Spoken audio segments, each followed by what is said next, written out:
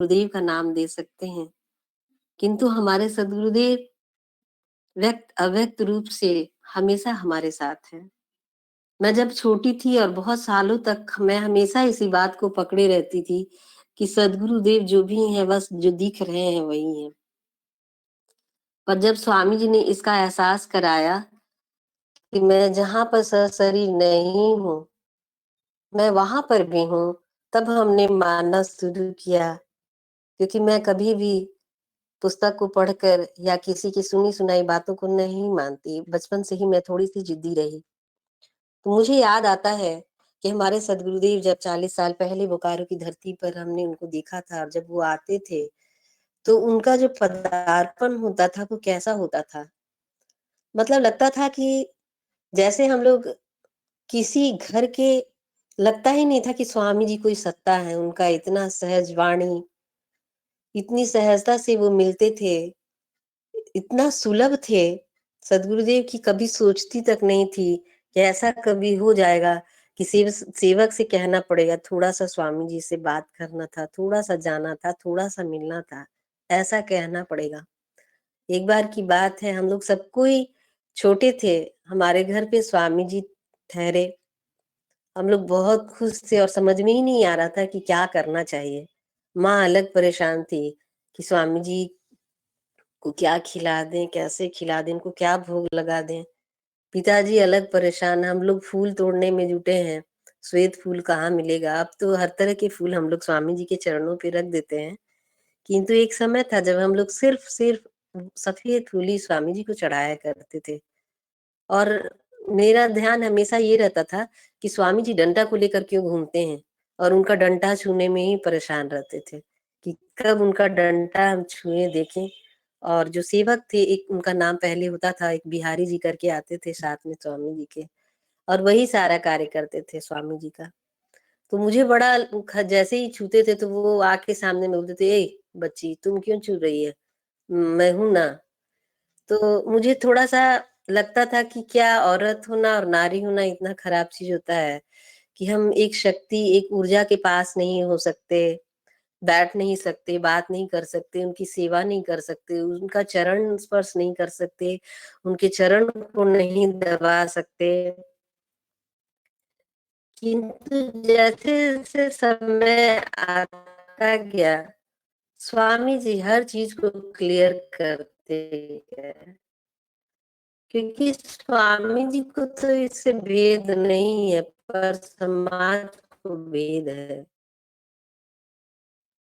40 साल पहले की बात है जब दरस परस श्रवण और चमत्कार, उनकी अमृत वानियां, उनका जो लाभ था, उसी से मैं जी रही हूँ।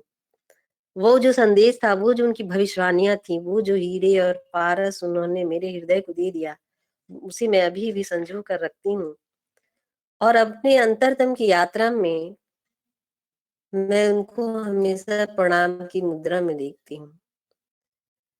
क्योंकि मेरा तो, मैं बहुत जिद्दी थी, मुझे बहुत ज्ञान नहीं था, हर चीज पे सवाल करती थी। भक्ति में नहीं पाते थे। भक्ति शब्द, मोक्ष शब्द हमारे लिए बहुत नया था। जैसे कोरोना काल में दर्शाते हैं, अपनी कृपा रखते हैं, उनका जो उजास है, सदगुरु की जो कृपा है, उसको हमने एक बार नहीं बहुत बार महसूस किया है। शायद इसलिए तो मैं आज इस सभा में बैठी हूँ जहाँ बेहद की क्लास में बैठते हैं। हम इस तरह से अपने सदगुरुदेव को याद करते हैं, और जब भी याद करते हैं तो एक ऐसा चेहरा अगर किसी ने देखा नहीं हो, तो मैं आराम से, और आप भी आराम से बता सकते हैं, हमारे स्वामी जी का जो स्वरूप है, जो श्वेत वस्त्र है, इन सबों पे भी हम सब बचपन से ही सवाल करते आए हैं। मैं ऐसा सोचती हूँ कि स्वामी जी का जो संस्मरण है, वो सबों के पास है। कोई सुना देता है, कोई सुना नहीं पाता है, अंतर इतना ही है। पहले साधन कम होता था, किंतु साधना उतनी ही उच्चतम की होती थी। स्वामी जी जब हमारे शहर में आते थे, खलबली सी मच जाती थी, सभी शिष्य अपने घर को सजाने संवारने लगते थे, और लगता था कि कोई रूठा हुआ है इसलिए कि हम स्वामी जी से बहुत बात नहीं कर पाए। हमारे घर पे स्वामी जी एक बार ठहरे हुए थे और एक शिष्य आया और वो बोलने लगे कि स्वामी जी हमसे क्या गलती हुआ आप, और चरण उनके पकड़ लेता है बड़ी प्यार से। और स्वामी जी भी कहते हैं कि चलो बिहारी कहाँ चले के बा। तो हमारे स्वामी जी हमें ये सिखाते हैं कि किसी के भाव को, किसी ने अगर हमारा हमारे प्रति उसकी इतनी आस्था है, वो शरणागत है, तो हम उसको कैसे ठुकरा सकते हैं। स्वामी जी कभी भी ये नहीं देख पाते कि मुझे क्या भोजन करना है। अभी स्वामी जी का भोजन यहाँ है तो दोपहर में कहीं और है। स्वामी जी की इच्छा पूछी नहीं जाती और सभी अपने मन से उनका स्वागत करते और यही कहते कि स्वामी जी थोड़ा-सा मेरे घर का भी प्रसाद आप भोग ग्रहण करते और मैं प्रसाद वो बनता तो हम लोग सब उसको ग्रहण करते। और स्वामी जी सबों की इच्छा को रखते थे। किंतु कभी-कभी मुझे ऐसा लगता था कि हम लोग कहीं जाते हैं, मैं ये चर्चा आप सबों से इसलिए कर रही हूँ, क्योंकि हम सबों को भी स्वामी जी की पीड़ा को समझनी चाहिए। बिल्कुल हम बहुत बार स्वार्थी हो जाते हैं उनके दर्शन के लिए, उसमें से मैं भी हूँ और येन-केन प्रकारेण उनकी यात्रा का जो दुःख है, उनका जो उनकी जो परेशानियाँ हैं, उसको हम समझ ही नहीं पाते हैं।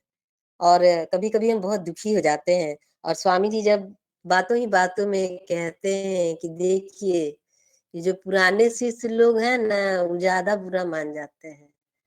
क्योंकि ये लोग इतनी सुलभता से मुझे पाए हैं कि इनको अगर प्यार ना करो, समय ना दो, तो ये बुरा मान जाते हैं। और ये कभी-कभी तो ऐसा भी होता है कि ये छोड़कर चले भी जाते हैं। तो मुझे कभी-कभी ऐसा लगता है कि जो सद्गुरु हमें इतना मानते हैं, जानते हैं, जन्म-मरण का हमारे लिए वादा कर लेते हैं, तो हमें भी कैसा होना चाहिए।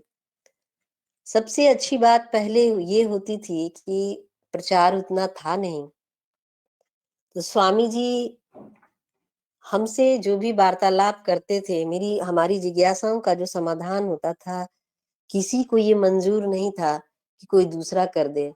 आज मैं जिज्ञासा समाधान को सुनती हूँ और मुझे पहले की बात याद, आजकल के प्रश्न भी थोड़े अलग होते हैं।